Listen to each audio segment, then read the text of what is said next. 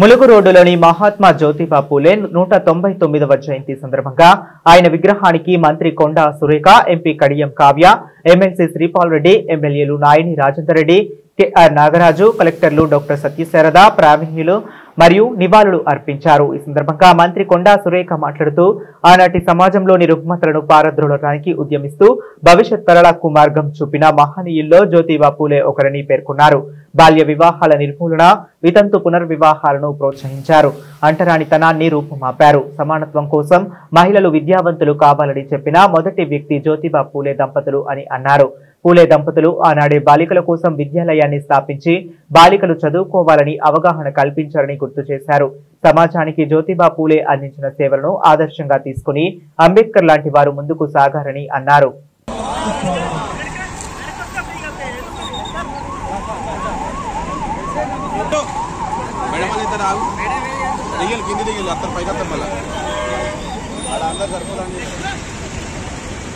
మహాత్మా జ్యోతిబా పూలే జయంత్యోత్సవ కార్యక్రమానికి చిన్నకొండ వరంగల్ జిల్లా తరఫున స్వాగతం ఇచ్చేవారు.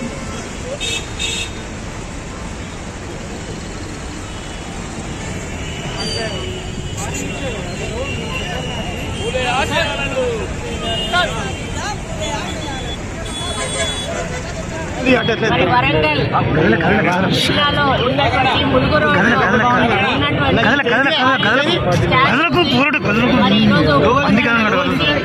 వారికి మేమందరం కూడా జన్మదినాన్ని జరుపుకోవడం జరిగింది. ముఖ్యంగా మరి అటువంటి మహానుభావులు చరిత్రలో చాలా మంది ఉన్నారు. అందులో ఒకరు జ్యోతిరావు పూలే. ఎందుకంటే ఆ రోజు నుంచి కూడా మరి సమాజంలో ఉన్నటువంటి రుగ్మతలను పారదోలడానికి వాళ్ళు ఉద్యమిస్తూ భవిష్యత్ తరాలకు మార్గం చూపినటువంటి వ్యక్తుల్లో జ్యోతిరావు పూలే గారు ఒకరు. వారు మరి అంటరానితనాన్ని, అదేవిధంగా విద్యా విషయంలో సమానత్వం గురించి మరి ముఖ్యంగా మహిళలు కూడా చదువుకోవాలి అని చెప్పినటువంటి మొట్టమొదటి వ్యక్తి జ్యోతిరావు పూలే. వారి భార్య సావిత్రిబాయి పూలే మొదటి మహిళా టీచర్ గా ఆమె పనిచేశారు.